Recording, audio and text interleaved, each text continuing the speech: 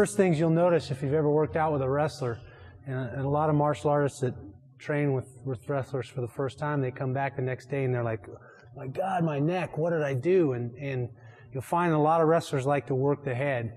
And the way we work the head is a little bit different than, say, a Thai fighter who wants to establish a good double collar tie so he can land knees and control there. We tend to use not only our dominant positions that we've covered in other segments from the underhook or double underhook, but we use a collar tie a lot, a single collar tie. And in using that single collar tie in combination with an underhook, you can set up a lot of things and be very controlling and very dominating and put a lot of pressure on your opponent.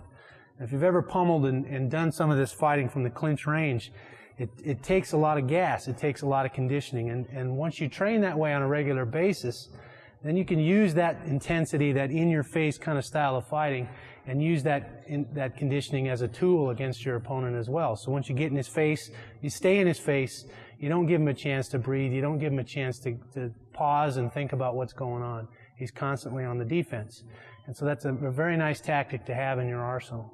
Now, using that collar tie, I don't want to just stand in front of my opponent and hold his head. Again, you see this in wrestling sometimes because both guys are using the collar tie and, in my opinion, using it ineffectively. What I want to do is off this collar tie, I want to create angles. If I stand in front, he can collar tie me, he can do the same thing, and we get into this changing inside ties or collar ties, and neither one of us is very effective. But if I use a little forward pressure, bring my elbow down and in and put it in the chest of my opponent, pull his head forward a little bit so that he's hunched over, and I create an angle as I move my hip towards his hip. Okay, now I'm not standing in front of him. I've moved away from his free hand. I'm blocking his near hand. I'm kneeing or punching or elbowing. And what I want to do is I want to keep him off balance from one side to the other. So I want to transfer by moving my feet from one side to the other. Okay, so I become a little more unpredictable. I'm not just straight ahead out here in front in a more traditional tie collar. So once I establish my clinch and I work to that collar tie and I establish that angle, now I'm in a position to start throwing uppercuts or hooks or elbows. Okay, and again, it's pretty simple. If I'm uppercutting from this position, I've got his head tucked and in. I want to use my power, my hips. I don't want to just sit here and arm punch. It's going to do a lot more damage if you keep the punch short and choppy and you use it, throw it from your hip. So you bend your knees a little and you come into it with your power, the power of your hips. Now he's not just going to stand here and take it. He's probably going to cover and start to try and protect himself from that uppercut. Okay, as he does that, then maybe I want to change to that hook. And then in combination, as he alternates, I alternate and go from one to the other. And I may get 2 or 3 or 4 punches off from one side, and as he starts to cover and come around and square up to tie me up, that's when I'll decide and change and move to that other side. So basically I'm going to go boom, boom, boom, and then shift to the other side as he starts to adjust. And I'm just going to keep going back and forth, throwing those uppercuts and those hooks from that position. Now, if you've ever punched a lot, and a lot of times after a lot of my fights, my hands will swell up from hitting so much. And sometimes a more effective thing, especially from this close clinch range, is to use your elbow instead of your hand. Number one, don't take the risk of breaking your hands. Number two, your elbow's very hard, very pointed, probably going to do a lot more damage, either cut or hurt your opponent a lot more from an elbow. And you can use several different elbows from this collar tie. A straight cross elbow where I'm coming almost like throwing that hook, only instead of hitting him with my hand, I'm turning my thumb down. By turning my thumb down, it brings the point of my elbow out. Instead of here where I'm using the forearm, I want to hit with that nice sharp point.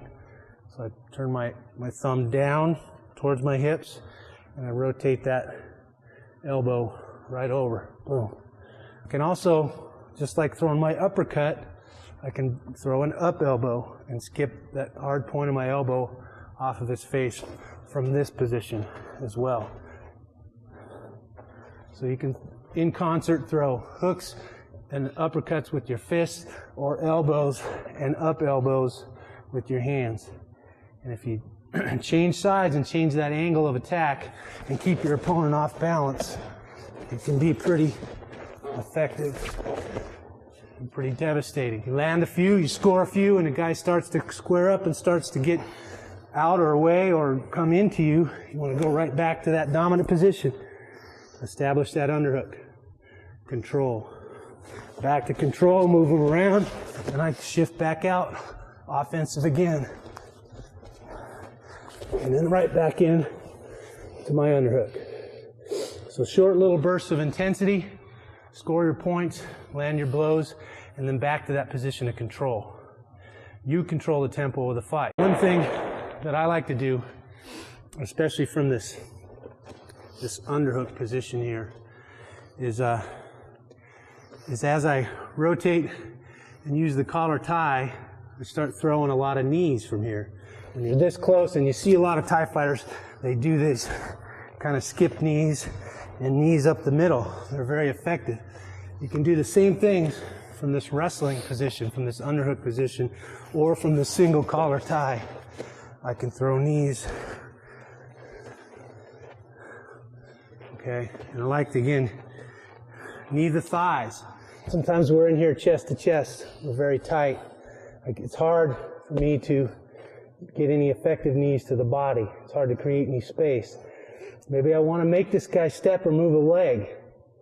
So I can either choose to pick that knee up and knee him on the outside line of his thigh, or I can bring the opposite knee across and knee him on the inside of his thigh. Now, individually, those blows, more than anything, are just an irritation. But if you've ever had a Charlie horse or had somebody punch you in the thigh real hard, there's an accumulation there that over time become very irritating and cause, some debilitation, a lack of mobility. So there can be effective tactics to create opportunities for other things and just a general irritant to your opponent.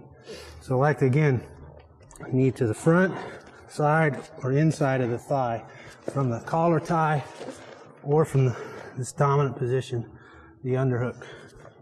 Here. Doesn't matter where you're at here. I can feel where his legs are, and I can knee him in those thighs. And it kind of sucks. Okay, again, from the collar, access, especially if I have him trapped against a solid barrier here. I've got his head, got an arm. I can knee those thighs. Okay. And then you move up into the midsection. Same thing, I've got that dominant position, that underhook, that collar tie. I can knee into the short ribs. I can create space with my hips and bring that knee straight up into the middle to the breadbasket of solar plexus. Okay. And those are, again, very effective knees. The more tight we get, the more crowded we are here, chest to chest, the more difficult it becomes to really land effective knees. But again, you're scoring points, you're keeping your opponent off balance, and you're making him work. And that's important. You move up from there to trying to knee the head. Now, a real common thing for guys to do when you get a dominant position, you get an underhook, is they'll bury their head and back their hips out. They're trying to get out of that underhook. Maybe they don't know repommeling, they've never pummeled before. They've never had somebody control them in this dominant position. This is a common posture, a common position for people. And rather than try and keep boosting them up to duck them or to knee them low, I'll go ahead and bring them down and try and knee them. And again, changing that angle as their heads and hips sag. I'll change that angle. And now from here, I can knee to the head pretty effectively. And those, again, it's a pretty large object, your knee, it's very hard. Anytime you hit a guy in the head with your knee or in the face with your knee, it's pretty devastating. So from these dominant positions, the underhook and the collar tie, changing those angles, using those knees, uppercuts, hooks, elbows. You can be pretty effective in short bursts of scoring points, and then right back to the control of that dominant position. Okay? Moving your opponent, keeping him off balance. You want to be unpredictable. I don't want to just be straight ahead. I'm just moving in one direction. It's easy for him to adjust to that direction of attack. So I want to be moving from one side to the other side, back and forth, in and out. The more unpredictable I am, the harder it is for him to adjust to my pressure. The more off balance he is. He never has a chance to catch his breath, to find his position, and to neutralize my attacks. First thing you're going to find out is that this is a very taxing position. It takes a lot of conditioning, and you have to build up to be able to do this over a length of time. This pummeling and dynamic position of using the collar and the underhook and creating this kind of pressure on your opponent. Once you've trained and done it for a long time, again, you can use that as a conditioning tool to wear your opponent out. And that's very, very important. And I think you'll find that the intensity that a lot of wrestlers bring to this sort of thing is what a lot of martial artists or more traditional martial artists have trouble with. And we're going to go from using those elbows and uppercuts and hooks from that collar tie and landing those knees to a dominant position, but I'm going to modify this underhook that I use as a dominant position. And from that modified underhook, what I'm going to do is from this chest to chest position, I'm going to bring my underhook in and wrap my hand to my opponent's face. Okay? And this is going to do a couple of things. One, if I push his face away, I've got some counter pressure here from the collar tie. If he wants to punch me with that hand, I'm going to use that elbow on that collar tie to keep him from hitting me in the face. I'm going to create counter pressure by pulling his body into me this way and pushing his face away from me that way. Now it creates this counter pressure situation where I've kind of got him locked up, especially against a solid barrier. This can be real effective. And now from here I can land a lot of knees. Okay, I can do a lot of things with my legs and knees to really irritate him and hurt him. And what I like to do from here is I like to cover his nose and mouth. Make it difficult for him to breathe. Again, make it hard for him.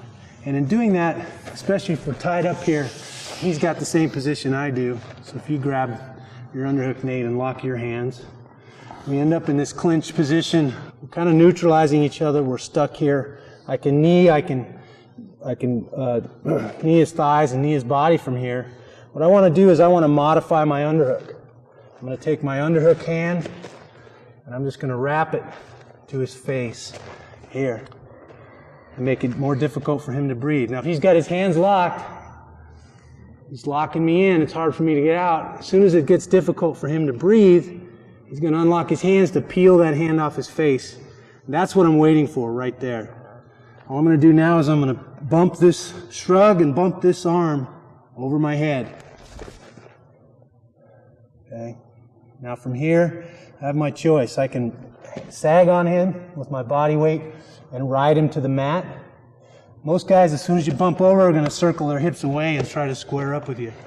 And when this happens, that's when I'm going to release and really score some points. The punch that hurts the most is the one you don't see, and you're definitely not going to see the punch coming from here.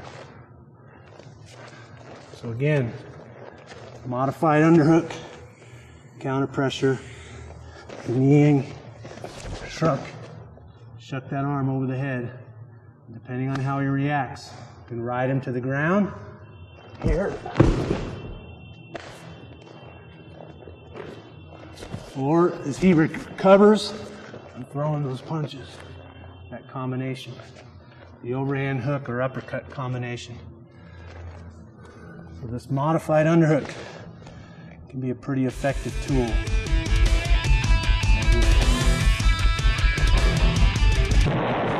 Another situation that I like to use from this clinch tie-up position is an off balance. Okay, so I'm going to break my opponent's balance. And I can do that in a couple of different ways. From this underhook position, we talked about controlling that danger zone and kind of having that feel and having your hips in. Okay, from this underhook position, all I'm doing is planting my foot right inside of his foot. And I don't have to look to do that. I can feel that. I can feel when my knee is against his thigh. I can feel my foot in his hip. Okay, and that's what I'm looking for. And now, like taking the leg out of a three-legged table, I want to bump that leg straight back. I'm bumping it out at an angle with my knee inside his. I'm shrugging my hip, bumping that out. Now as I bump it out, I want to take a half a step back and create a space for him to fall into between us. Basically, I'm going to snap him down or off balance him from this knee bump. Okay, and I'm doing this from my underhook. So the timing here is as I bump that leg out, I'm going to pound on his shoulder blade and knock him down. Okay, so we're here, we're in this clinch, we're fighting for position. I've got a nice underhook, a dominant position. I can feel my thigh and knee right inside his thigh and knee. Okay, I'm timing the bump with the pound. So I'm bumping the leg out and pounding the upper body forward. I take that half a step back to create that space for him to fall into. And if for no other reason, and if you're tied in here and you're feeling like you can't get out and create the position or manipulation that you want, I can bump him off balance to change the situation. Maybe he doesn't go all the way to the mat, but I bump him off balance so I can get my head back over to my underhook. When I bump him off balance, I can snap him down, catch his head, knee him. Okay, pull him all the way to the mat from here, from this front headlock position. Is a good technique. Okay, maybe I just want to bump him off balance to create space to score. Throw a combination, throw a knee. So that off balance, bumping that leg and pounding that bat can work in several different situations and create offense for you, change the situation so that you can become in a more dominant position or create opportunities for you to land strikes. Again, doing it now from my underhook. Okay, I've got a dominant position. We're jockeying for position. I feel my hip and thigh come inside. The other side of that coin, I can do this from his underhook. Okay, he's trying to get an underhook. He's trying to get inside position. He's trying to establish dominance. Okay, I'm feeling like he's starting to get there, or maybe I'm baiting him. Maybe I'm letting him start to slide that underhook in. Okay, so that he starts to push. He starts to feel like he's getting position. And now, again, I slid my leg right inside his leg. In the same position, only I'm over the top. He's established inside control. I'm going to do the same off balance. Okay. So, first one was from my dominant position, me being inside. Second one, from his dominant position. He's getting inside position. Whether I just let him come in that far or he actually achieved that on his own, that's up to you. Obviously, he gets a dominant position. You've got to find a way to repummel. You've got to find a way to get out of here. He's going to control you. This could be that option. Okay. Maybe you're having trouble executing any technique on this guy. So you're going to bait him a little bit. You're going to let him have that little bit of an underhook. Now, obviously, I don't want to give it to him clear up here. It's not going to do me any good. It's going to be very hard to get out of an underhook that's clear up there and locked in. But I'll let him in just enough so he feels like he's getting some position. Now he's going to start to drive. He's going to start to push to get that underhook, which is what I want him to do because I want to bump that out. Okay. As he starts to push to get that underhook, I'm pinching it off with my elbow so he can't get it all the way up where it's difficult to deal with. It's shallow, stepping right inside, bumping. Okay. Again, creating that space for him to fall into. Okay, so you have two sides of the coin there. My dominant position or the start of his dominant position. Okay, there's a third option there, and that's where we're here again in that kind of that over-under position. Okay, now instead of going on the side where the underhook is, I can also step across and bump that other side. And off balance him on that side. Okay, so it's giving you a third option. As you can see, the options start to become endless. So my underhook's over here. Again, I'm kind of caught up in that 50-50 position where he's got just as much as I have.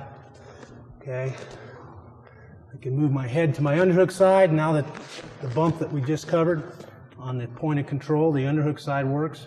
Well, if I can't get over there, I can step in, okay, and bump on that opposite side. So I'm bumping the cross knee. Okay. Okay, again, change the position. Create an opportunity. Off balance your opponent. Keep him guessing as to what's going to happen here.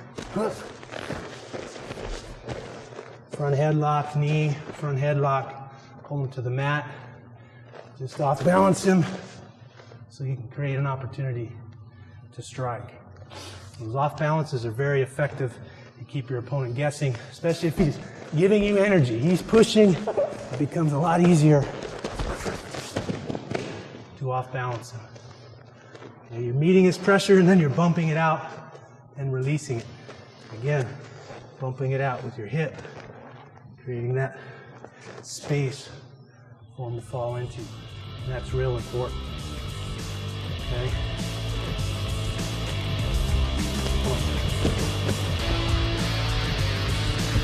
Opposite side. Get the underhook on me. Bumping off down. Bumping off down. You get the timing of it, the feel of it. It happens pretty easily. It will surprise you the first time you do it, and the guy falls down. You're like, holy cow, what was that? So it takes some practice, it takes some timing, but it's worth the work. Now, I'm talking about one side of the coin, and that's being effective from this collar tie. And we deal with a lot of tie fighters, guys who like this double collar tie, which if you get locked in here, can be effective and can be hard to get out of. There's a couple of little tricks that we use in Greco to counter this collar tie. And you're going to see a lot of guys collar tie and kind of the tie counters are just to kind of come up inside. And again, you get into that battle for inside position here. Neither guy is really being effective or establishing a good dominant position. Okay? You think of the wrestling perspective and establishing that good underhook, which is a dominant position that we like to use. He's got these elbows in here. Okay, all I'm going to do is reach across hand, and I'm going to bump this block, this elbow, that line of defense. He's using his elbow and his hand to keep me out. I'm just going to bump that elbow out of the way. And when I do, I'm going to shoot that arm up and grab that underhook. So come across, bump that elbow out of the way. Counter that double collar tie. Boom. Okay, there's my underhook. Pretty simple. I want to keep my head up, my hips in. Okay? I don't want to start sagging and trying to back out of this situation. I want to move into him. My head's up and my hips are in. I want to close that space, smother those knees, smother his ability to attack me. Okay? I want to bump that block out of the way and establish my dominant position. Go right to my collar, right to my dominant position here. Okay? Doesn't matter. Block it out. Bump it out. Underhook. The wrong thing to do is to back up. Take your hips away. You create space for those attacks. You want to crowd him. Head up. Turtle your neck. You're turtling your neck, I mean you shorten your neck. You just shrug your shoulders and bring your neck down in so it's not extended and quite as long. The way you can resist the notion that you want to bring your head forward and back out of those positions, you can turtle your neck, bring your hips in, and stand up straight.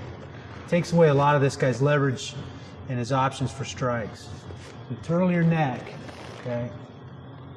You're bumping that elbow out of the way and dig in for that underhook.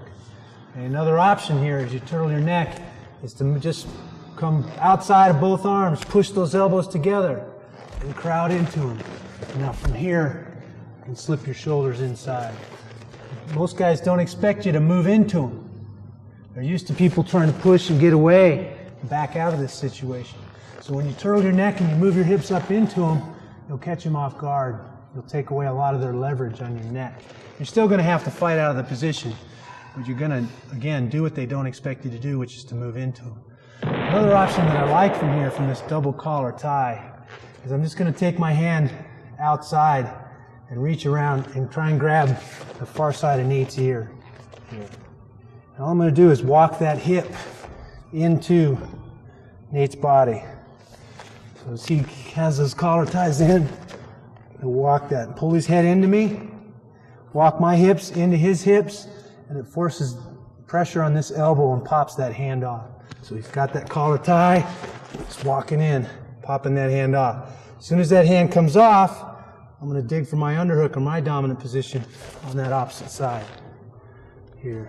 So again, I'm reaching around, grabbing the far ear, walking my hip into his hip. Here. Okay. Popping that hand off. As soon as that hand pops off, I'm digging for my dominant position on the opposite side. It can be a real effective way of getting out of that.